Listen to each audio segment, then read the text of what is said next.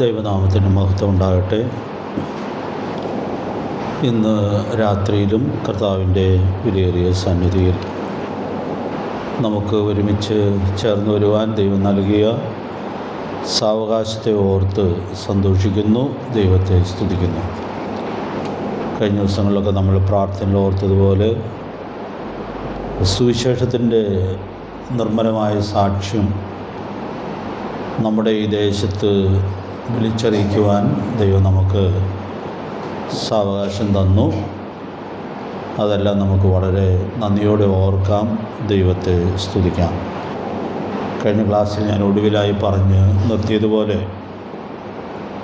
സുവിശേഷത്തിൻ്റെ സാക്ഷ്യം വഹിച്ച് നമുക്ക് സുവിശേഷത്തിന് യോഗ്യമാവണ്ണം ജീവിക്കാനുള്ള വലിയ ജീവിതപരമായ ഉത്തരവാദിത്വമുണ്ട്. അത് വരുന്ന ദിവസങ്ങളിൽ നിർവഹിച്ച് ഈ ദേശത്ത് സാക്ഷ്യം വഹിക്കത്തക്കവണ്ണം ദൈവത്തിൻ്റെ പരിശുദ്ധാത്മാവ് നമ്മെ ഓരോരുത്തരെയും ഒരുക്കട്ടെ. നമ്മുടെ കർത്താവ് പറഞ്ഞ ഗിരിപ്രഭാഷണത്തെ അധികരിക്കുന്ന പാഠങ്ങളാണല്ലോ നാം ഈ ദിവസങ്ങളിൽ ചിന്തിക്കുവാൻ ഇടയായിട്ട് തീരുന്നത്. 6-ാം അധ്യായത്തിൻ്റെ ആദ്യത്തെ 18 വാക്യങ്ങളെ അധികരിച്ചുള്ളതായ ചിന്താവിഷയമാണ് നമ്മൾ ധ്യാനിച്ചുകൊണ്ട് ഇരിക്കുന്നത്. മനുഷ്യർക്ക് വിളങ്ങേണ്ടതിനല്ല, ദൈവത്തിന് വിളങ്ങേണ്ടതിന് നമ്മുടെ എല്ലാ ആത്മീക ശുശ്രൂഷകളും മുഖാന്തരമായിട്ട് തീരേണ്ടുന്നതാണ്. അതിൽ 3 ഉദാഹരണങ്ങൾ നമ്മുടെ കർത്താവ് പറയുന്നുണ്ട്. അതിൽ 2ാമത്തെ ഉദാഹരണമാണ് നമ്മൾ കഴിഞ്ഞ ക്ലാസ്സിൽ ഓർക്കുവാൻ ഇടയായിട്ട് തീർന്നത്. പ്രാർത്ഥന പോലും മനുഷ്യർക്ക് വിളങ്ങേണ്ടതിന് ചെയ്തു പോകുവാൻ നമ്മൾ പരീക്ഷിക്കപ്പെടുന്നതിന് സാധ്യതയുണ്ട്. എന്നാൽ അവിടെ നമുക്ക് സൂക്ഷ്മത പാലിക്കുവാൻ കഴിയേണ്ടിയിരിക്കുന്നു എന്നുള്ളത് നമ്മൾ കാണുവാനിടയായിട്ട് തീർന്നു. കർത്താവ് സത്യം പഠിപ്പിച്ച ശേഷം ഒരു മാതൃകാ പ്രാർത്ഥന നമ്മെ പഠിപ്പിച്ചു. ആ പ്രാർത്ഥനയുടെ സമഗ്രമായ പഠനം നമ്മളിപ്പോൾ ആഗ്രഹിക്കുന്നില്ല എന്ന് ഞാൻ കഴിഞ്ഞ ക്ലാസ്സിൽ പറഞ്ഞായിരുന്നു. നേരത്തെ നമ്മളത് ചെയ്യാനിടയായിട്ട് തീർന്നിട്ടുണ്ട്.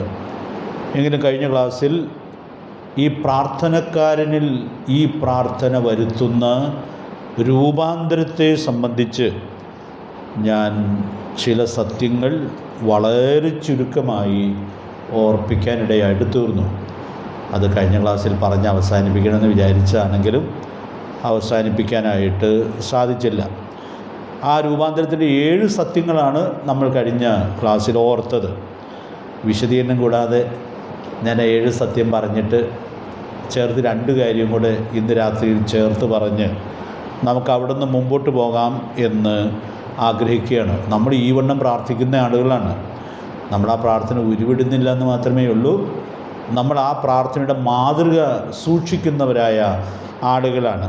അപ്പം അതുകൊണ്ട് നമ്മൾ ഇത്രയും വർഷമൊക്കെ പ്രാർത്ഥിച്ചിട്ട് നമ്മിൽ അതെന്തോരം രൂപാന്തരം വരുത്തിയിട്ടുണ്ട് എന്നുള്ളതായ കാര്യം നമുക്കിവിടെ പരിശോധിച്ച് നോക്കാനും അതിൽ വല്ല കുറവുകളും ഉണ്ടെങ്കിൽ അത് പരിഹരിക്കാനും നമുക്ക് സാധിക്കേണ്ടുന്നതാണ്. ഞാൻ ഈ 9 കൂട്ടം കാര്യം ഇന്നത്തെ ക്ലാസ്സിൽ ഓരോ 1-2 വാചകങ്ങളിലായിട്ട് പറയണം എന്ന് ആഗ്രഹിക്കുകയാണ്. ഒന്നാമത്തെ കാര്യം നമ്മൾ കഴിഞ്ഞ ക്ലാസ്സിൽ ഓർത്തതാണ്. വീണ്ടും ജനിച്ചൊരു ദൈവ പൈതലാണ് പ്രാർത്ഥിക്കുന്നത്. അതിൻ്റെ വിശദാംശങ്ങളിലേക്ക് ആവർത്തിച്ച് പോകേണ്ട ആവശ്യമില്ല എന്ന് ഞാൻ കരുതുന്നു. ആ വലിയ കൃപയിലേക്ക് നമുക്ക് വരുവാൻ ദൈവം ഭാഗ്യം തന്നു എന്നുള്ളത് നമുക്കെല്ലാം നന്ദിയോടും കൂടെ ഓർക്കാം. നമ്മുടെ മധ്യ വചനം പറയാൻ വന്ന ദൈവദാസൻ ഒരസാധാരണമായ വാക്ക് കഴിഞ്ഞ ദിവസം ആവർത്തിച്ച് പറയാനിടയായി തീർന്ന് നിങ്ങളുടെ ഓർമ്മയിലുണ്ട് എന്ന് ഞാൻ കരുതുകയാണ്. ബാപ്റ്റൈസ്ഡ് സിന്നേഴ്സ് എന്നൊരു പ്രയോഗം പല പ്രസംഗത്തിൽ അദ്ദേഹം എടുത്തു പറയുവാനിടയായിട്ട് തീർന്നു. വീണ്ടും ജന്മം ഉണ്ടായിട്ടില്ലെങ്കിലും സ്നാനപ്പെടാം. സാധാരണ ആളുകൾ ചെയ്യുന്നത് പോലുള്ളതായ കാര്യങ്ങളിലൊക്കെ ഏർപ്പെട്ട് പോകാനായിട്ട് സാധിക്കും. പക്ഷേ സ്വർഗത്തിൽ പോവുകയില്ല എന്ന് മാത്രമേ ഉള്ളൂ. എന്ന് പറഞ്ഞാൽ അതെന്തോ ഒരു ഭയങ്കരമായിട്ടുള്ള കാര്യമായിട്ടാണ് ഇരിക്കുന്നത്. അതുകൊണ്ട് ആ കൃപയിലേക്ക് സ്വർഗത്തിലെ ദൈവം നമ്മെ കൊണ്ടുവന്നു എന്നുള്ളത് എത്ര നന്ദിയോടുകൂടി ദൈവസന്നിധിയിൽ നമ്മൾ ഓർത്തുകൊണ്ടിരിക്കേണ്ടുന്ന കാര്യമായിട്ടാണ് ഇരിക്കുന്നത്. രണ്ടാമത്തെ കാര്യം നമ്മൾ കഴിഞ്ഞ ക്ലാസ്സിൽ ഓർത്തിരുന്നു. കർത്താവിൻ്റെ വിശുദ്ധിയെ മാതൃകയാക്കി ജീവിക്കുന്നവരാണ് ഈ പ്രാർത്ഥന പ്രാർത്ഥിക്കേണ്ടുന്നത്. നിൻ്റെ നാമം വിശുദ്ധീകരിക്കപ്പെടണമേ എന്ന് പ്രാർത്ഥിക്കുമ്പോൾ പ്രാർത്ഥിക്കുന്നയാളുടെ ജീവിതം ആ ഗുണനിലവാരത്തിൽ സൂക്ഷിക്കാനുള്ളതായ വലിയ ഉത്തരവാദിത്വമുണ്ട് എന്നുള്ളത് നമ്മൾ കാണുകയാണ്. കർത്താവിൻ്റെ കർത്തൃത്വത്തിന് വിധേയപ്പെട്ട് ജീവിക്കുന്നവരാണ് പ്രാർത്ഥിക്കേണ്ടത് എന്നുള്ളതായ സത്യവും നമുക്കവിടെ ഓർക്കാനായിട്ട് സാധിച്ചു. ആ സത്യവും നമ്മൾ കഴിഞ്ഞ ക്ലാസ്സിൽ വിശദമായിട്ട് ഓർക്കുവാൻ ഇടയായിട്ട് തീർന്നതാണ്. 1 പത്രോസ് 3:14 നമ്മൾ വായിക്കുന്നത് പോലെ നമ്മുടെ കർത്താവിനെ നമ്മുടെ ഹൃദയങ്ങളിൽ കർത്താവായി വിശുദ്ധീകരിച്ച് ഓരോ ദിവസവും ജീവിക്കാൻ സാധിക്കട്ടെ. ഈ മാതൃകാ പ്രാർത്ഥന നമ്മൾ മാതൃകയാക്കുമ്പോൾ ആ വലിയ ഉത്തരവാദിത്വത്തെ അത് ഓർപ്പിച്ചുണർത്തുന്നു എന്നുള്ളത് നമുക്ക് ഉൾക്കൊള്ളുവാനായിട്ട് സാധിക്കുകയാണ്. നിൻ്റെ ഇഷ്ടം സ്വർഗത്തിലെ പോലെ ഭൂമിയിലുമാകണമേ എന്ന് പ്രാർത്ഥിക്കുമ്പോൾ പ്രാർത്ഥിക്കുന്നയാളുടെ ജീവിതത്തിൽ നന്മയും പ്രസാദവും പൂർണ്ണതയുമുള്ള ദൈവഹിതം വളരെ കൃത്യമായി സൂക്ഷിക്കപ്പെടുന്നു എന്നുള്ളത് ഉറപ്പുവരുത്തുവാനുള്ളതായ ആവശ്യകതയുണ്ട്. 5-ാമത്തെ കാര്യം നമ്മൾ ഓർത്തത്, നമ്മുടെ ആവശ്യങ്ങൾ ദൈവത്തോട് മാത്രം പറയുന്നവരാണ്.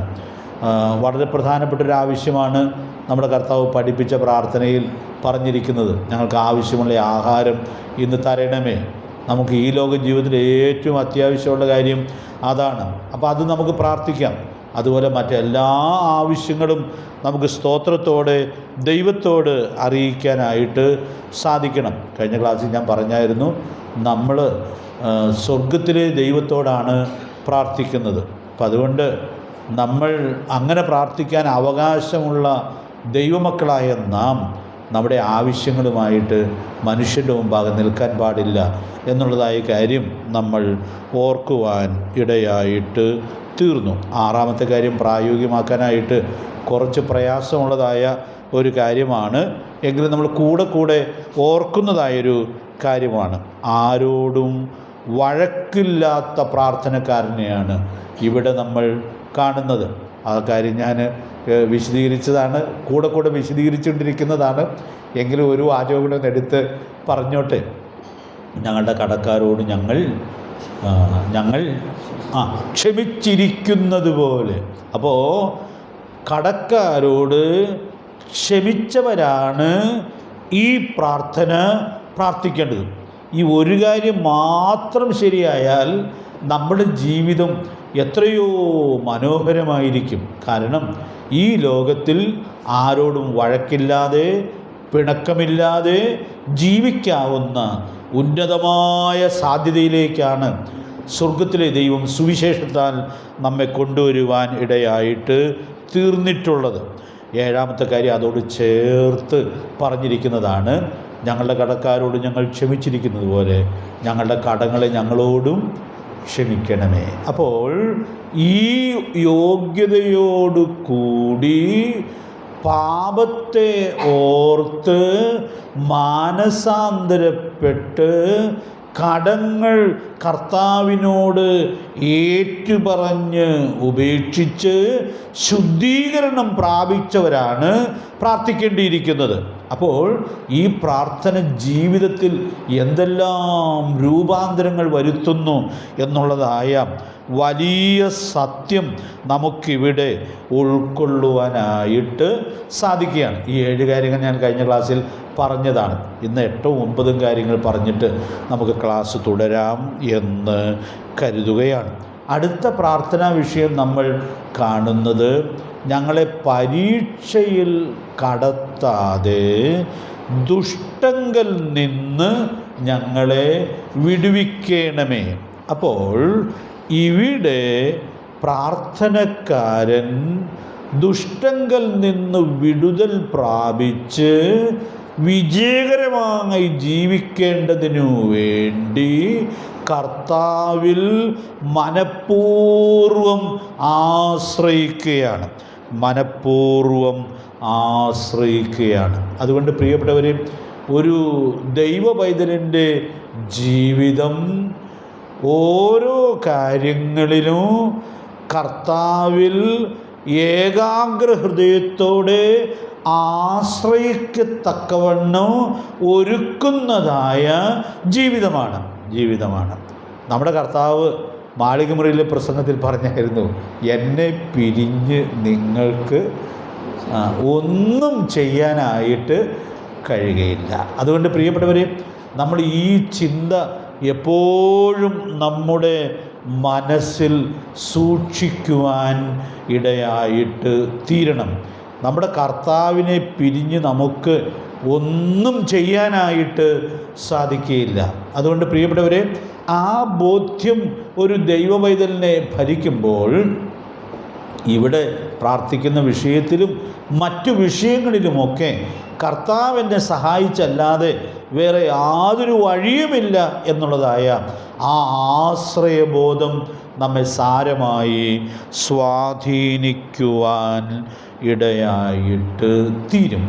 നമുക്കറിയാം, ഈ കാലത്തൊക്കെ പൊതുവെ ആളുകൾ പറയുന്നതും ആളുകളെ മോട്ടിവേറ്റ് ചെയ്യുന്നതുമൊക്കെ നമുക്കെല്ലാം കഴിയും എന്നാണ്. അയക്കാൻ എനിക്ക് കഴിയും എന്ന് ആവർത്തിച്ചിങ്ങനെ ആളുകളോട് പറഞ്ഞ് അവരെ ശക്തിപ്പെടുത്തുന്നതായ ഒരു സംസ്കാരമാണ് ഇപ്പോൾ നമുക്ക് നമ്മുടെ ഈ സമൂഹത്തിൽ കാണുവാനായിട്ട് കഴിയുന്നത്. അതുകൊണ്ട് ഈ മോട്ടിവേഷൻ സ്പീക്കേഴ്സും ഒക്കെ അധികവും അതാണ് ചെയ്യുന്നത്. നമുക്കെല്ലാം കഴിയും എന്ന് പറഞ്ഞ് ആളുകളെ ശക്തിപ്പെടുത്താനായിട്ട് ശ്രമിക്കുകയാണ്. പക്ഷേ ദൈവത്തിൻ്റെ വചനത്തിൽ നമ്മെ കർത്താവ് ഓർമ്മിപ്പിക്കുന്നതായ കാര്യം, നമുക്ക് നമ്മുടെ പ്രാപ്തിയിൽ ഒന്നും ചെയ്യാനായിട്ട് സാധിക്കുകയില്ല. നമുക്ക് നമ്മുടെ കർത്താവിൻ്റെ സഹായത്താലേ സാധിക്കുകയുള്ളൂ.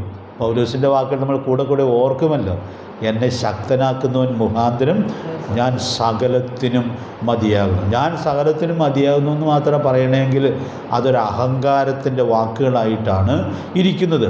പക്ഷേ ആ ദൈവദാസൻ എന്തൊരു താഴ്മയോടുകൂടിയാണ് പറയുന്നത്, എന്നെ ശക്തനാക്കുന്നവൻ മുഖാന്തരം ഞാൻ സകലത്തിനും മതിയാകുന്നു.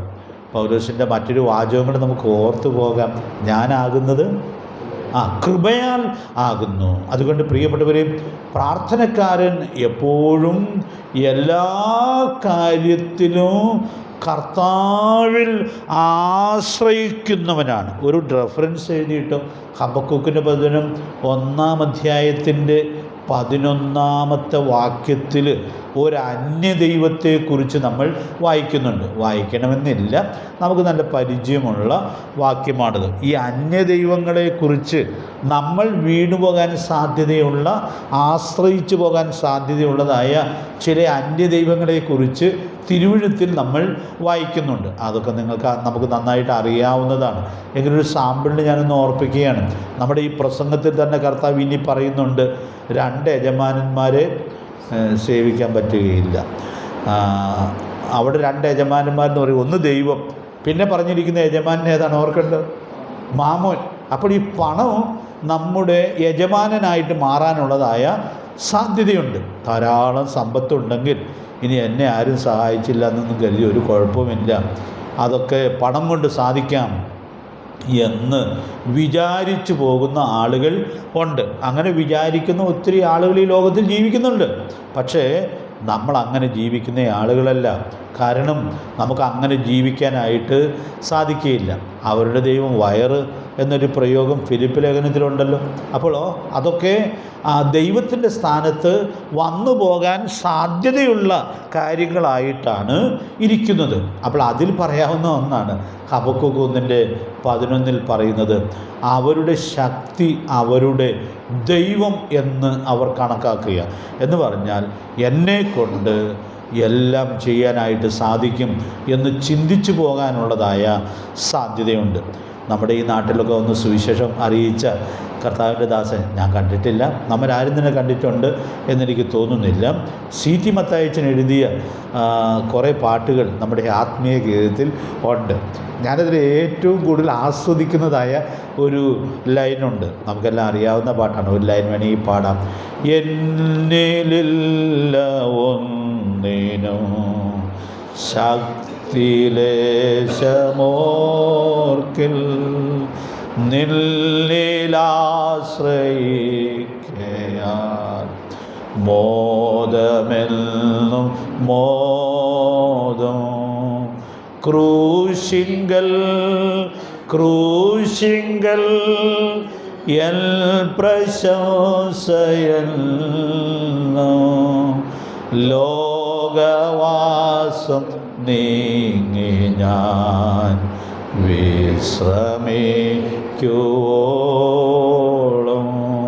കേവലം 39 വയസ്സ് വരെ മാത്രം ജീവിച്ചിരുന്ന ആ ദൈവത്തിൻ്റെ ദാസൻ എന്തോരു ദൈവാശ്രയത്തിലാണ് ജീവിക്കുവാൻ ഇടയായിട്ട് തീർന്നത്.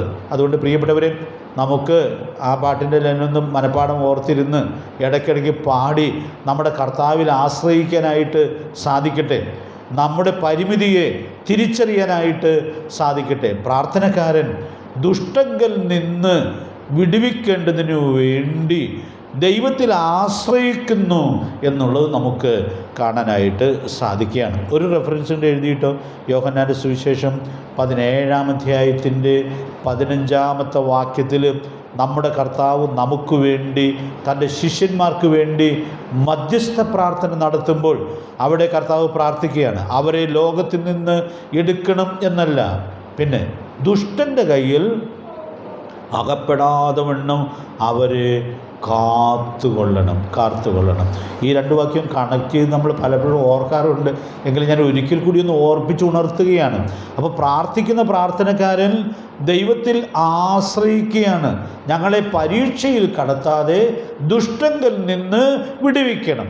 നമുക്ക് വേണ്ടി പിതാവിൻ്റെ സന്നിധിയിൽ സദാ പക്ഷപാതം ചെയ്തുകൊണ്ടിരിക്കുന്ന നമ്മുടെ കർത്താവ് നമുക്ക് വേണ്ടി പ്രാർത്ഥിക്കുകയാണ്. അവരെ ലോകത്തിൽ നിന്ന് എടുക്കണമെന്നല്ല, ദുഷ്ടൻ്റെ കയ്യിൽ അകപ്പെടാതെ വണ്ണം അവരെ കാത്തുകൊള്ളണം. അപ്പോൾ ഈ രണ്ട് പ്രാർത്ഥനകൾ നമ്മളൊന്ന് കണക്ട് ചെയ്ത് ചിന്തിച്ചാൽ നമ്മുടെ ശത്രുവായ ദുഷ്ടൻ എത്രയോ ശക്തനാണെന്ന് കർത്താവിനും അറിയാം. അതുകൊണ്ട് തൻ്റെ മക്കൾ അവൻ്റെ കണിയിലും പരീക്ഷയിലും അകപ്പെടാതെ സൂക്ഷിക്കപ്പെടേണ്ടതിനു വേണ്ടി കർത്താവ് പക്ഷപാതം കഴിക്കുന്നുണ്ട്.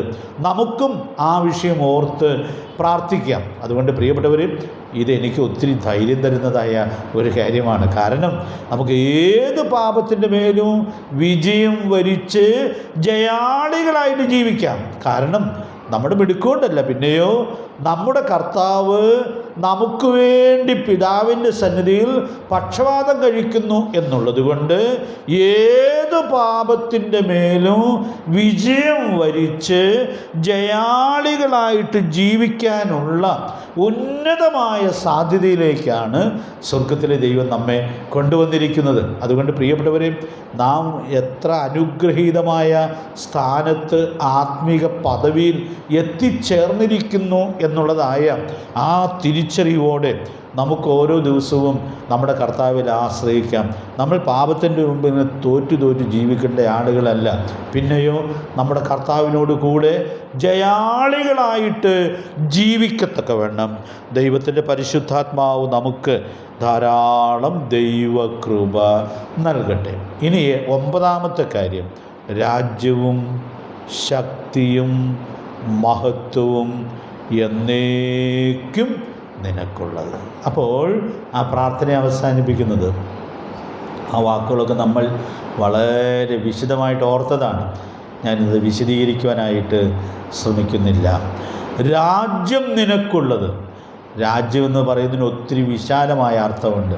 അതിൽ ഒരർത്ഥമാണ് ഞാൻ ഈ പ്രാർത്ഥന വായിക്കുമ്പോൾ ഓർക്കാറുള്ളത്. രാജ്യം, അതിന് അധികാരമുണ്ട്. പ്രിയപ്പെട്ടവരെ, ഇവിടെ പ്രാർത്ഥനയ്ക്കായിട്ട് മാതൃകാ പ്രാർത്ഥന കർത്താവ് നമ്മെ പഠിപ്പിക്കുമ്പോൾ ഓർപ്പിക്കുകയാണ്. രാജ്യം നിനക്കുള്ളത്, ദൈവമേ, അധികാരം നിനക്കുള്ളത്, നീയാണ് കർത്താവ്. നമുക്ക് ലോകത്തിൽ കർത്താവ് ചില അധികാരങ്ങളൊക്കെ തന്നിട്ടുണ്ട്. ചിലപ്പോൾ ആ അധികാരങ്ങൾ സാധാരണ ജീവിതത്തിൽ ചോദ്യം ചെയ്യപ്പെട്ടു എന്ന് വരാനുള്ളതായ സാധ്യതയുണ്ട്. മക്കളുടെ മേൽ മാതാപിതാക്കൾക്ക് ദൈവം അധികാരം തന്നിട്ടുണ്ട്. അപ്പോൾ ചിലപ്പോൾ മക്കളത് വകവെച്ച് തരാതെ ചിലപ്പോൾ ആ അധികാരം ചോദ്യം ചെയ്തു എന്ന് വരാം. അപ്പോൾ അവിടെയൊന്നും നമ്മൾ ആശങ്കപ്പെടേണ്ടതായ ആവശ്യമില്ല. അധികാരം ആർക്കുള്ളതാണ്? കർത്താവിനുള്ളതാണ്. അപ്പോൾ മക്കൾ ആ അധികാരത്തെ പറയുന്ന സാഹചര്യം വന്നാലും അവർ നമ്മളെയല്ല തള്ളിപ്പറയുന്നത്, പിന്നെ നമുക്ക് അധികാരം തന്ന കർത്താവിനെയാണ് തള്ളിപ്പറയുന്നത്. അപ്പോൾ അതുകൊണ്ട് മക്കൾക്ക് വേണ്ടി പ്രാർത്ഥിച്ചാൽ മതി അങ്ങനെയുള്ള സന്ദർഭങ്ങളിലൊക്കെ. കാരണം മക്കൾ അങ്ങനെയുള്ള അവിവേകത്തിലേക്ക് പോകാതിരിക്കത്തക്കവണ്ണം പ്രാർത്ഥിക്കാനുള്ളതായ ആവശ്യകതയാണ് കർത്താവ് നമ്മെ പഠിപ്പിക്കുന്നത്. ഒരു ഉദാഹരണം ഞാൻ പറഞ്ഞു അത്രയേ ഉള്ളൂ. അതുകൊണ്ട് പ്രിയപ്പെട്ടവരെ, നമുക്ക് ഈ നല്ല മനോഭാവത്തോട് ജീവിക്കാം. സഭയിൽ നമ്മൾ ഉത്തരവാദിത്വങ്ങൾ നിർവഹിക്കുമ്പോൾ, സഭയിലെ പരിപാലനവും ഭരണവും ഒക്കെ കർത്താവ് ഏൽപ്പിക്കുമ്പോൾ ചില സഭാംഗങ്ങൾ ചിലപ്പോൾ അത് വകവയ്ക്കാതെയൊക്കെ പെരുമാറി എന്ന് വരാനുള്ളതായ സാധ്യതയുണ്ട്. അവിടെ ചോദ്യം ചെയ്യപ്പെടുന്നത് കർത്താവ് ആക്കിയ ആളുകളല്ല, പിന്നെ അവരെ ആക്കിയ കർത്താവാണ് ചോദ്യം ചെയ്യപ്പെടുന്നത്. അപ്പോൾ അതുകൊണ്ട് നമ്മൾ കർത്താവിൻ്റെ കൂടെയാണെങ്കിൽ കർത്താവിൻ്റെ വലങ്കരത്തിലിരിക്കുന്നു എന്നുള്ളത് കൊണ്ട് ഇതൊന്നും ഒരു വിഷയമല്ല, അതൊന്നും നമ്മെ ബാധിക്കുന്നതായ കാര്യമല്ല. ഈ പ്രാർത്ഥനക്കാരൻ പറയുന്നത്, ദൈവമേ, രാജ്യവും അധികാരം അത് നിനക്കുള്ളതാണ്. അടുത്ത വാക്കുകൾ നമ്മൾ സാധാരണ ഓർക്കാറുള്ളതാണ്. രാജ്യവും ശക്തിയും എന്നിൽ ശക്തിയില്ല. നമ്മളത് ചിന്തിച്ചു, ശക്തി നിനക്കുള്ളതാണ്. ഒടുവിൽ പറഞ്ഞിരിക്കും, നമ്മൾ കൂടെ ഓർക്കും, മഹത്വം ആർക്കുള്ളതാണ്? മഹത്വം ദൈവത്തിനുള്ളതാണ്. അപ്പം അതുകൊണ്ട് എനിക്ക് മഹത്വം വേണ്ട, എനിക്ക് മഹത്വം വേണമെന്ന് ആഗ്രഹിക്കുന്നിടത്ത് നമ്മൾ തോറ്റുപോകും. നമ്മൾ തിന്നാലും കുടിച്ചാലും എന്തു ചെയ്താലും നമ്മുടെ കർത്താവിൻ്റെ നാമം മഹത്വപ്പെടുവാൻ ഇടയായിട്ട് തീരണം. എന്തൊരു നല്ല പ്രാർത്ഥനക്കാരൻ! ഈ പ്രാർത്ഥനയുടെ ഒരു വ്യക്തി തൻ്റെ ജീവിതത്തെ ചിട്ടപ്പെടുത്തിയെടുക്കുവാൻ ഇടയായിട്ട് തീരുമ്പോൾ ആ വ്യക്തിയുടെ ജീവിതം അതിൽ തന്നെ എത്രയോ മനോഹരമായിരിക്കും. ഇതെല്ലാം കൂടി ഒരു ക്ലാസ്സിലൊന്ന് പറയണമെന്നൊരാഗ്രഹം ഉണ്ടായിരുന്നതുകൊണ്ട് ഞാൻ കഴിഞ്ഞ ദിവസം പറഞ്ഞ കാര്യം ഒന്നുകൂടി ആവർത്തിച്ചു എന്ന് മാത്രമേ ഉള്ളൂ. ഇവിടെ ഒരു 9 കൂട്ടം കാര്യങ്ങൾ ഉണ്ട്. പ്രസിദ്ധമായൊരു വാക്യത്തിൽ 9 കൂട്ടം കാര്യങ്ങൾ പറഞ്ഞിട്ടുള്ളതായൊരു വാക്യമുണ്ട്. ഒരു ബൈബിൾ ക്വിസ് ഇരിക്കട്ടെ, നിങ്ങൾക്ക് ഓർമ്മയുണ്ടോ? ആത്മാവിൻ്റെ ഫലത്തെക്കുറിച്ച് പറയുമ്പോൾ 9 കൂട്ടം കാര്യങ്ങളാണ് അവിടെ പറയുന്നത്. ഞാൻ ഇന്ന് രാത്രിയിൽ ഇങ്ങനെ ആ പ്രാർത്ഥനയിൽ നിന്ന് മുമ്പോട്ട് പോകട്ടെ. അപ്പോൾ ഈ മാതൃകയിൽ ഒരു ദൈവ പൈതൽ പ്രാർത്ഥിക്കുമ്പോൾ പ്രാർത്ഥിക്കുന്നയാളെ ഈ പ്രാർത്ഥന രൂപാന്തരപ്പെടുത്തുവാൻ ഇടയായിട്ട് തീരും. അപ്പം നമ്മൾ ചിന്തിച്ച് ഈ 9 കൂട്ടം കാര്യങ്ങളിൽ നമ്മൾ ജയാളികളാണ് എന്ന് വരികിൽ നമ്മുടെ ജീവിതം എത്രയോ മനോഹരമായിരിക്കും. അപ്പം അതുകൊണ്ട് പ്രിയപ്പെട്ടവരെ, നമ്മൾ ചിന്തിച്ചായിരുന്നു പ്രാർത്ഥനയിൽ നമ്മൾ അതിൻ്റെ ചില പ്രയോജനങ്ങൾ കഴിഞ്ഞ ദിവസം ഓർക്കുവാൻ ഇടയായിട്ട് തീർന്നിരുന്നു. അതിൽ ഈ പ്രയോജനമാണ് നമ്മൾ ചിന്തിക്കണം എന്ന് ആഗ്രഹിച്ചത്. അതാണ് പറയുവാൻ ഇടയായിട്ട് തീർന്നത്. അപ്പോൾ പ്രാർത്ഥനയുടെ ആദ്യത്തെ പ്രയോജനം, ഈ പ്രാർത്ഥനക്കാരനെ രൂപാന്തരപ്പെടുത്തും. അതുകൊണ്ട് പ്രിയപ്പെട്ടവരെ, നമ്മുടെ ഗുരുനാഥൻ പറഞ്ഞത് ഈ സത്യം നമ്മൾ ഉൾക്കൊള്ളുമ്പോൾ നമുക്ക് മനസ്സിലാകും, ഈ രൂപാന്തരമുള്ളൊരു ദൈവ പൈതൽ ഒരു ആത്മീക ശുശ്രൂഷ ചെയ്യുമ്പോൾ അത് മനുഷ്യർക്ക് വിളങ്ങേണ്ടതിന് ഒരിക്കലും ചെയ്യുകയില്ല, അതിനായിട്ട് പരീക്ഷിക്കപ്പെടുകയില്ല. എങ്ങനെ ഈ ജഡത്തിൽ ജീവിക്കുമ്പോൾ ഒരു പരീക്ഷയൊക്കെ തോന്നില്ല എന്ന് ഞാൻ പറയുന്നില്ല. പക്ഷേ ഈ രൂപാന്തരം വന്ന ദൈവ പൈതൽ ഓരോ കാര്യങ്ങളും ചെയ്യുമ്പോൾ അവരെപ്പോഴും ഓർക്കും, കർത്താവേ, മഹത്വം നിനക്ക്, എനിക്കൊരു മഹത്വവും വേണ്ട. അപ്പോൾ മനുഷ്യർക്ക് വിളങ്ങേണ്ടതിനു വേണ്ടി ഒരു കാര്യവും ചെയ്യാതെ ദൈവത്തിന് വിളങ്ങേണ്ടതിനു വേണ്ടി ദൈവപ്രസാദം ലക്ഷ്യമാക്കിക്കൊണ്ട് നമുക്ക് എല്ലാ കാര്യങ്ങളും ചെയ്യാനായിട്ട് സാധിക്കും. അതുകൊണ്ട് ഈ പുതിയ വർഷത്തെ നമുക്കത് സാധിക്കട്ടെ. നമ്മൾ ചെയ്യുന്ന എല്ലാ കാര്യവും ദൈവത്തിന് വിളങ്ങേണ്ടതിനു വേണ്ടി എന്നുള്ളത് ഉറപ്പാക്കാനായിട്ട് സാധിക്കട്ടെ. 2-3 കാര്യങ്ങൾ ഞാൻ വിശദീകരിക്കുന്നില്ല, നമ്മൾ ധാരാളം ചിന്തിക്കാറുള്ള കാര്യമാണ്. പ്രാർത്ഥനയ്ക്ക് ഉത്തരം ലഭിക്കും. നമ്മൾ നമ്മുടെ കർത്താവിനോട് ഇന്നത്തേക്കുള്ള ആഹാരം തരണമേ എന്ന് പ്രാർത്ഥിച്ചാൽ നമ്മുടെ കർത്താവ് നിശ്ചയമായിട്ടും തരും. ഇനി ഒരു ദിവസത്തേക്ക് കഴിക്കണ്ട എന്നാണ് കർത്താവ് തീരുമാനിച്ച് അവിടെ നമ്മെ പുതിയൊരു പാഠം പഠിപ്പിക്കാനായിട്ട് ആണ് ആഗ്രഹിക്കുന്നത് എന്ന് വരികിൽ, പട്ടിണിയുടെയൊക്കെ നടുവിൽ പുതിയ പുതിയ ആത്മീക പാഠങ്ങൾ പഠിച്ച് ജയാളികളായിട്ട് തീർന്ന എത്രയോ ഭക്തന്മാർ ഉണ്ട്. പൗലോസ് ഒരു സ്ഥലത്ത് എഴുതുന്നുണ്ടല്ലോ, പലവട്ടം, അല്ലേ, ഓർക്കണ്ടേ നിങ്ങൾ, പലവട്ടം പട്ടിണി. ആ ദൈവദാസന് പലവട്ടം പട്ടിണി കിടക്കാമെങ്കിൽ ആർക്കാ കിടക്കാൻ പാടില്ലാത്തത്? പ്രിയപ്പെട്ടവർ, എന്തൊരു മനോഹരമായ, എത്ര ലളിതമായ ഒരു ജീവിതമായിരുന്നു ആ ദൈവദാസൻ്റേത് എന്നുള്ളത് നമ്മൾ കാണുകയാണ്. എല്ലാം ഉണ്ടെങ്കിൽ പോലും ആ കപ്പൽ യാത്രയിലൊക്കെ അവർ വിശന്ന് എത്ര ദിവസം ചെലവിടുവാൻ ഇടയായിട്ട് തീർന്നു. കഴിക്കാനുള്ളതായ ആ ധൈര്യമില്ല, കഴിക്കാനുള്ളതായ സന്തോഷമില്ല. അവരെല്ലാവരും മരിച്ചു പോകുമെന്ന് ആശങ്കപ്പെടുകയാണ്. അവിടെ ആ ദൈവദാസനാണല്ലോ അപ്പമെടുത്ത് വാഴ്ത്തി ഒക്കെ കഴിച്ച് കൂടെയുള്ള സഹയാത്രികർക്ക് കൊടുത്ത് അവരെ ധൈര്യപ്പെടുത്തുവാൻ ഇടയായിട്ട് തീർന്നത്. അതുകൊണ്ട് പ്രിയപ്പെട്ടവരെ, ഞാൻ ഇന്ന് രാത്രിയിൽ ഓർപ്പിക്കാനായിട്ട് ആഗ്രഹിക്കുന്നതായ കാര്യം, നമ്മൾ പ്രാർത്ഥിക്കുമ്പോൾ ദൈവം പ്രാർത്ഥനയ്ക്ക് ഉത്തരം തരികയാണ്. അപ്പോൾ ഈ മാതൃകാ പ്രാർത്ഥന നമുക്ക് ഓരോന്നും അങ്ങനെ വേണമെങ്കിൽ ചിന്തിക്കാം. അത് ഞാൻ നിങ്ങളുടെ സ്വന്തമായ ധ്യാനത്തിനു വേണ്ടി വിടുകയാണ്. മൂന്നാമത്തെ ഒരു കാര്യം കൂടി ഞാൻ പറഞ്ഞായിരുന്നു. സ്വർഗീയ പിതാവ് എന്ത് തരും? അതൊന്ന് പറയണ്ടേ? നമ്മുടെ പോർഷനിൽ നമ്മുടെ കർത്താവ് ആവർത്തിക്കുന്ന കാര്യമല്ലേ അത്? പ്രതിഫലം തരും. അപ്പോൾ ഭിക്ഷ കൊടുക്കുന്നതിന് പ്രതിഫലമുണ്ട്, പിന്നെ പ്രാർത്ഥിക്കുന്നതിന് പ്രതിഫലമുണ്ട്. അപ്പോൾ പ്രാർത്ഥിക്കുമ്പോൾ ഇവിടെ രൂപാന്തരമുണ്ട്. പ്രാർത്ഥിക്കുമ്പോൾ കർത്താവ് പ്രാർത്ഥന കേട്ട് അതിന് മറുപടി തൻ്റെ ഇഷ്ടം പോലെ തരുവാൻ ഇടയായിട്ട് തീരും. പിന്നെ പ്രാർത്ഥിക്കേണ്ടതുപോലെ പ്രാർത്ഥിക്കുന്നതിന് നാം കർത്താവിൻ്റെ സന്നിധിയിൽ ചെല്ലുമ്പോൾ അതിന് പ്രതിഫലമുണ്ട്. അതുകൊണ്ട് പ്രാർത്ഥന വളരെ വളരെ പ്രധാനപ്പെട്ടതായ കാര്യമാണ്. അതുകൊണ്ട് പ്രിയപ്പെട്ടവരെ, നാം ഈ കാര്യത്തിൻ്റെ മഹത്വം ഉൾക്കൊണ്ട് പ്രാർത്ഥിക്കുന്നു എന്നുള്ളത് സൂക്ഷ്മതയോടെ ഉറപ്പുവരുത്തുവാനായിട്ട് സാധിക്കട്ടെ. ഇതുകൊണ്ടായിരിക്കാം യെരുശലേമിലെ സഭ ഒരു പ്രതിസന്ധിയിലൂടെ കടന്നു പോകുമ്പോൾ അപ്പോസ്തലന്മാർ പറയുന്നൊരു കാര്യം നമ്മൾ ഇടയ്ക്ക് ഓർക്കാറുണ്ടല്ലോ. ഭക്ഷണം വിളമ്പുന്ന കാര്യത്തിൽ ഒരനൈക്യത യെരുശലേമിലെ സഭയിൽ ഉണ്ടായി. അപ്പോൾ അവർ ഒത്തിരി വേദനിപ്പിച്ചതാണ്. കാരണം എന്നാ ഐക്യതയിൽ പോയ ഒരു സഭയാണ്. വിശ്വസിച്ചവരുടെ കൂട്ടം ഏക ഹൃദയവും ഏക മനസ്സുമുള്ളവരായിരുന്നു. തനിക്കുള്ളതൊന്നും സ്വന്തമെന്നാരും പറഞ്ഞില്ല, സകലവും അവർക്ക് പൊതുവായിരുന്നു. ഇങ്ങനെ ഐക്യതയിൽ പോയൊരു സഭയിൽ ഒരു അനൈക്യതയുണ്ടായാൽ, ഏത് കാര്യത്തിനുമാകട്ടെ അനൈക്യതയുണ്ടായാൽ അത് എത്രയോ വേദനയുള്ളതായ കാര്യമാണ്. അനൈക്യത എപ്പോഴും വേദനയാണ്. അപ്പോൾ അതുകൊണ്ട് എന്താ ചെയ്തതെന്നുള്ളത് നമുക്കറിയാം. ഭക്ഷണം വിളമ്പാനായിട്ട് നല്ല വിശ്വാസവും നല്ല സാക്ഷ്യവും ഒക്കെ ഉള്ളതായ 7 യുവ സഹോദരന്മാരെ നിയോഗിക്കുവാൻ ഇടയായിട്ട് തീർന്നു. അവരെല്ലാവരും യവന ഭാഷക്കാരായിരുന്നു. അവരെയായിരുന്നു അവഗണിക്കുന്നൊരു പരാതി. അപ്പം അതുകൊണ്ട് വളരെ മനോഹരമായിട്ടും ഈ ക്രമീകരണം ചെയ്യുവാൻ ഇടയായിട്ട് തീർന്നു.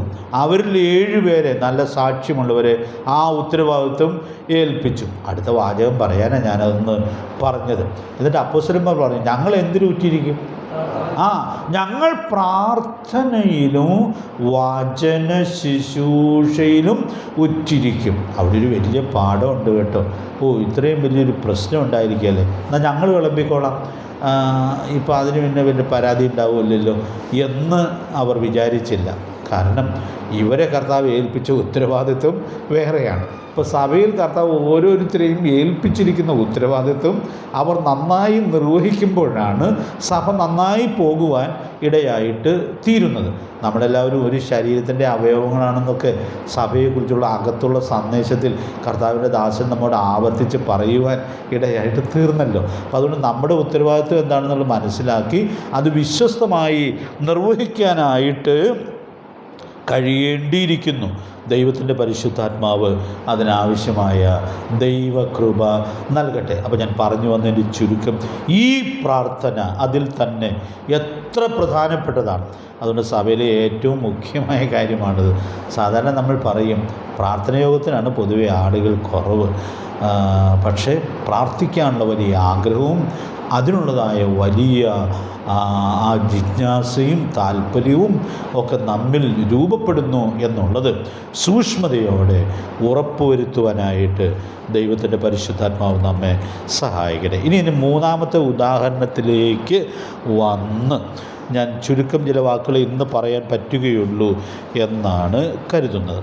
16, 17, 18 വാക്യങ്ങൾ നമ്മൾ വായിക്കുമ്പോൾ മൂന്നാമത് ഒരു ഉദാഹരണം കൂടി നമ്മുടെ കർത്താവ് ഈ കാതലായ സത്യം വെളിപ്പെടുത്തേണ്ടതിനു വേണ്ടി പറയുകയാണ്. നമുക്ക് ആ വാക്യങ്ങളൊന്നങ്ങ് വായിച്ചു പോകാം. 16, 17, 18 വാക്യങ്ങളൊന്ന് വായിച്ചേ. ഉപവസിക്കുമ്പോൾ നിങ്ങൾ കപടഭക്തിക്കാരെ പോലെ വാണിമുഖം കാണിക്കരുത്. അവർ ഉപവസിക്കുന്നത് മനുഷ്യർക്ക് വിളങ്ങേണ്ടതിന് മുഖം വിരൂപമാക്കുന്നു. അവർക്ക് പ്രതിഫലം കിട്ടിപ്പോയി എന്ന് ഞാൻ സത്യമായിട്ട് നിങ്ങളോട് പറയുന്നു. നീയോ ഉപവസിക്കുമ്പോൾ നിന്റെ ഉപവാസം മനുഷ്യർക്കല്ല, രഹസ്യത്തിലുള്ള നിന്റെ പിതാവിന് വിളങ്ങേണ്ടതിന് തലയിൽ എണ്ണ തേച്ച് മുഖം കഴുകുക. രഹസ്യത്തിൽ കാണുന്ന നിന്റെ പിതാവ് നിനക്ക് പ്രതിഫലം തരും. അപ്പോൾ അവിടെ പറഞ്ഞിരിക്കുന്ന പല കാര്യങ്ങളും നമ്മൾ ഇതിനകം ചിന്തിച്ചു കഴിഞ്ഞതാണ്. കർത്താവ് തരുന്ന പ്രതിഫലത്തെക്കുറിച്ചുമൊക്കെ നമുക്കവിടെ വായിക്കാനായിട്ട് സാധിക്കുന്നുണ്ട്. ഉപവാസത്തെക്കുറിച്ചുള്ളതായ ഒരു സാമാന്യമായ പഠനം നമ്മൾ നേരത്തെ ചിന്തിക്കാനിടയായിട്ട് തീർന്നിട്ടുണ്ട്. ഈ 3 കാര്യവും നമുക്ക് ആ വഴിയിൽ കുറച്ച് വിശദമായിട്ട് വേണമെങ്കിൽ ചിന്തിക്കാം. പക്ഷേ അങ്ങനെ നമ്മൾ ഈ പഠനത്തിൽ പോകണ്ട എന്ന് ഞാൻ വിചാരിക്കുകയാണ്. അപ്പോൾ ഭിക്ഷ കൊടുക്കുന്നതിനെക്കുറിച്ച് വിശദമായിട്ട് വേണമെങ്കിൽ നമുക്ക് ചിന്തിക്കുകയും പഠിക്കുകയും ഒക്കെ ചെയ്യാവുന്നതാണ്. അതുപോലെ തന്നെ പ്രാർത്ഥിക്കുന്നതിനെക്കുറിച്ചുള്ള വിശദാംശങ്ങൾ നമുക്ക് ഉൾക്കൊള്ളാവുന്നതാണ്. ഉപവാസത്തെക്കുറിച്ചുള്ള വിശദാംശങ്ങൾ ഉൾക്കൊള്ളാവുന്നതാണ്. നമ്മളത് നേരത്തെ ചിന്തിച്ചിട്ടുണ്ടെന്നുള്ളത് കൊണ്ട് വിശദാംശങ്ങളിലേക്ക് ഞാൻ പോകുന്നില്ല. പക്ഷെ ഇവിടെ കർത്താവ് ഈ ഒരു ഉദാഹരണം കൂടി പറയുകയാണ്. അപ്പോൾ ഈ 3 ഉദാഹരണങ്ങളിലൂടെ ഒരു സത്യമാണ് കർത്താവ് ഉറപ്പിക്കുന്നത്. ഏത് സത്യമാണ്? നമ്മൾ ചെയ്യുന്നത് ആർക്ക് വിളങ്ങേണ്ടതിനല്ല, മനുഷ്യർക്ക് വിളങ്ങേണ്ടതിനല്ല, പിന്നെ ദൈവത്തിന് വിളങ്ങേണ്ടതിനാണ്. അപ്പോൾ ആദ്യം ഭിക്ഷ കൊടുക്കുന്ന കാര്യം പറഞ്ഞു, പിന്നെ പ്രാർത്ഥിക്കുന്ന കാര്യം പറഞ്ഞു, അതുകുറിച്ച് വിശദമായിട്ട് പറഞ്ഞു. പിന്നെ കർത്താവ് മൂന്നാമതായിട്ട് വേറൊരു ഉദാഹരണം കൂടി പറയുകയാണ്. നമുക്കറിയാം, അന്ന് കർത്താവ് ജീവിച്ച നാടുകളിൽ, പ്രവർത്തിച്ചുകൊണ്ടിരുന്ന നാടുകളിൽ യഹൂദന്മാരുടെ ഇടയിൽ ഈ 3 കാര്യത്തിനും വളരെ പ്രാധാന്യമുണ്ടായിരുന്നു.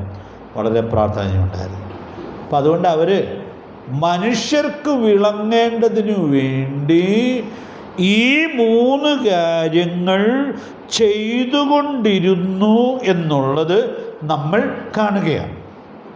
ഞാൻ ഇന്ന് പകൽ ഈ വായനത്തിന് മുമ്പിൽ ഇരുന്നപ്പോൾ ഓർത്തു, നമ്മുടെ കർത്താവ് ഒരു സത്യം ഒന്ന് പഠിപ്പിക്കേണ്ടതിനു വേണ്ടി ഒരു കാര്യം പറഞ്ഞാൽ മതി, പക്ഷേ ഇങ്ങനെ 3 കാര്യങ്ങൾ ഉദാഹരിച്ച് ആ സത്യം തൻ്റെ ശിഷ്യന്മാരെയും പുരുഷാരത്തെയും ഉറപ്പിച്ച് പഠിപ്പിക്കുകയാണ്. അപ്പം അതുകൊണ്ട് ഞാൻ ഓർത്തു, ഇതങ്ങനെ ഒരു കൊച്ചു പാഠമല്ല കർത്താവ് പറയുന്നത്. കാരണം ഈ ആത്മീക ശുശ്രൂഷകൾ ചെയ്യുമ്പോൾ തന്നെ അത് മനുഷ്യർക്ക് വിളങ്ങേണ്ടതിന് പാടില്ല, ദൈവത്തിന് വിളങ്ങേണ്ടതിനായിരിക്കണം എന്നുള്ളതായ കാര്യം തൻ്റെ അനുവാചകർക്ക് വളരെ കൃത്യമായി മനസ്സിലാകത്തക്കവണ്ണം 3 ഉദാഹരണങ്ങളിലൂടെ അത് വളരെ വിശദമായി പറയുകയാണ്. നമ്മുടെ കർത്താവിൻ്റെ പഠിപ്പിക്കൽ അതിൽ തന്നെ എത്രയോ മനോഹരമാണ് എന്നുള്ളതായ കാര്യം ഞാൻ ഇന്ന് പകൽക്കാലം പലവട്ടം ഓർക്കുവാൻ ഇടയായിട്ട് തീർന്നു.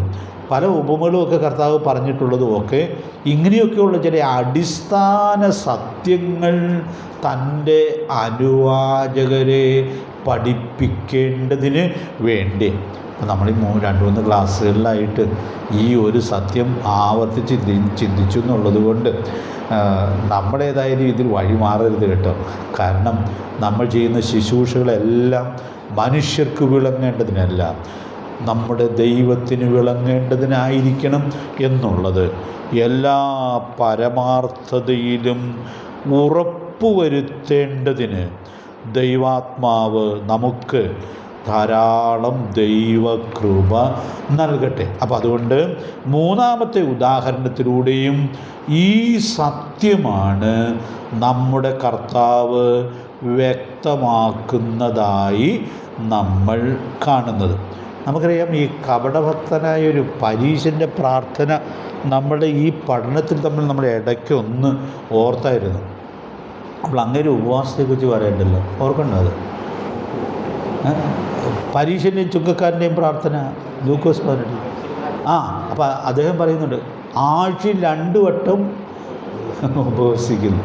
കാര്യം ദൈവത്തോടത് പറയേണ്ട ആവശ്യമില്ലെങ്കിലും, അത് നമ്മൾ ഓർത്തതാണ്, ദൈവത്തോടത് പറയേണ്ട ആവശ്യമില്ലെങ്കിലും അദ്ദേഹം അത് പറയുകയാണ്. അപ്പോൾ എന്തിനു വേണ്ടിയാണ് പറയുന്നതെന്ന് നമ്മൾ അന്നേരം ഓർത്തായിരുന്നു.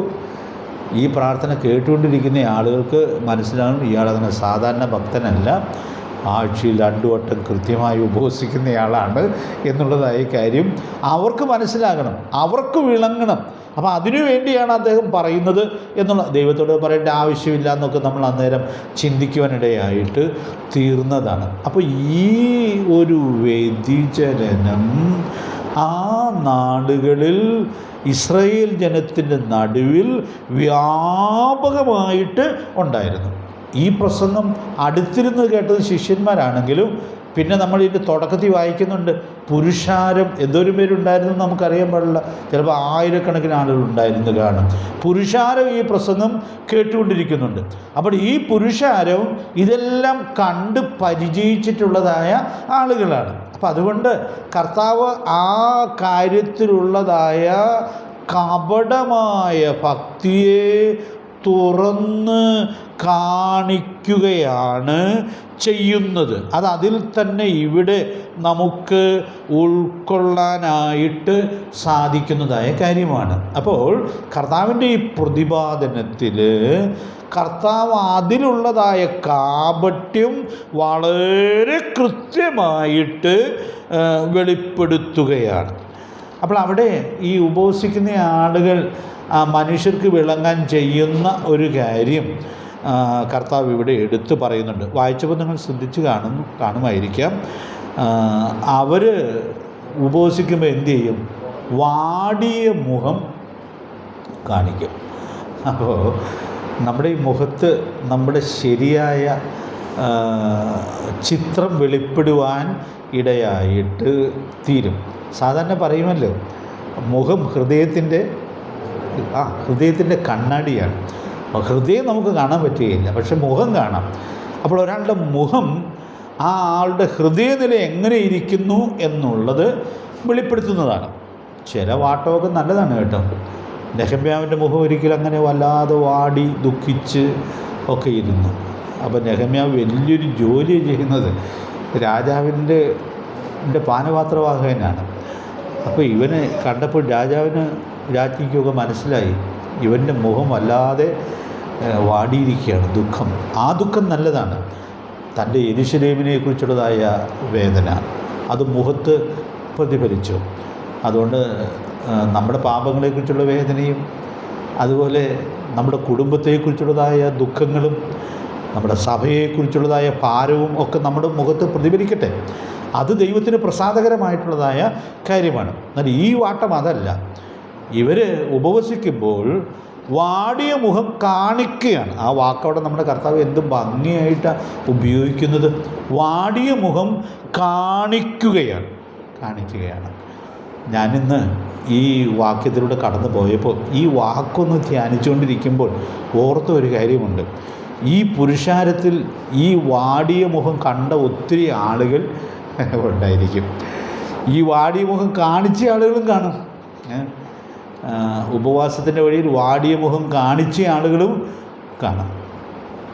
ഈ വാക്കുകൾ പരമാർത്ഥികളായ ആളുകളുടെ ഹൃദയത്തിലേക്ക് ആഴ്ന്നിറങ്ങിക്കാണാം. കാരണം ഈ മാടിയ മുഖം കാണിക്കുന്നു എന്നുള്ളത് അതൊരു കപടമാണ് എന്നുള്ളതായ കാര്യവും അത് മനുഷ്യർക്ക് വിളങ്ങേണ്ടതിനാണ് എന്നുള്ളതായ കാര്യവും നമ്മുടെ കർത്താവ് എത്രയോ കൃത്യമായിട്ടാണ് പറയുന്നത്. ഒരു വാക്യം എൻ്റെ മനസ്സിൽ വന്നു. നമ്മുടെ കർത്താവിനെ കുറിച്ച് വെളിപ്പാട് 1:5 പറയുമ്പോൾ ഒരു പ്രയോഗം എങ്ങനെയുണ്ട്? ആരെങ്കിലും ഓർക്കുന്നുണ്ട്? നമ്മുടെ കർത്താവ് വിശ്വസ്ത സാക്ഷിയാണ്. അതുകൊണ്ട് ഞാൻ ഇന്ന് രാത്രിയിൽ ഈ ചിന്തയോടെ തന്നെ അവസാനിപ്പിക്കട്ടെ. ബാക്കി നമുക്ക് അടുത്ത ദിവസം ചിന്തിക്കാം. പ്രിയപ്പെട്ടവരെ, നമ്മുടെ കർത്താവ് വിശ്വസ്ത സാക്ഷിയാണ്. അതുകൊണ്ട് നമുക്ക് ഈ വിശ്വസ്ത സാക്ഷിയുടെ അനുഗ്രഹം പ്രയോജനപ്പെടുത്തി നന്നായി ജീവിക്കാനുള്ളതായ സാധ്യതയുണ്ട്. നമ്മുടെ ഉള്ള കാര്യം കർത്താവ് നമുക്ക് കാണിച്ചു തരുവാൻ ഇടയായിട്ട് തീരും. പരിശുദ്ധാത്മാവ് നമ്മുടെ ഉള്ളിൽ വസിക്കുന്നുണ്ടല്ലോ.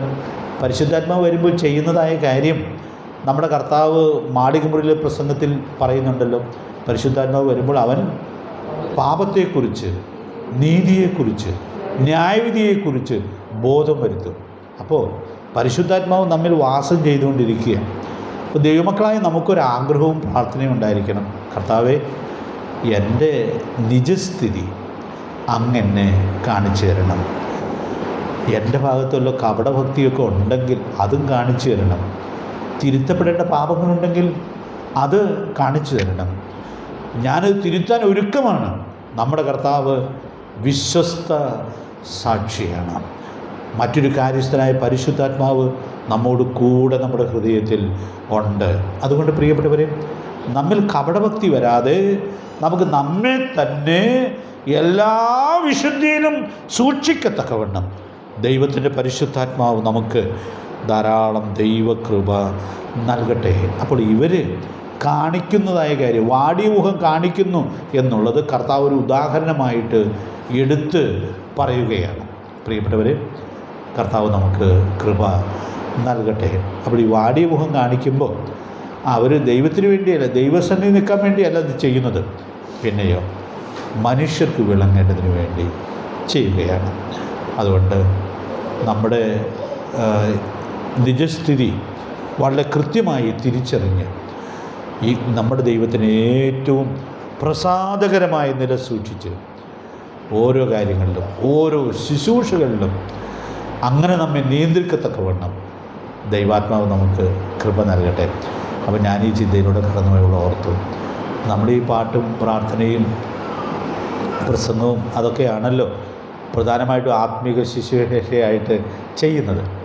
ഇതെല്ലാം മനുഷ്യർക്ക് വിളങ്ങേണ്ടതിനല്ല, ദൈവത്തിന് വിളങ്ങേണ്ടതിന് എന്നുള്ളതായ ആ ലക്ഷ്യത്തിൻ്റെ ഏകാഗ്രത സൂക്ഷിക്കാനിടയായിട്ട് തീർന്നാൽ നമ്മുടെ ജീവിതവും ശുശ്രൂഷയും എത്രയോ വ്യത്യസ്തമായിട്ട് തീരും.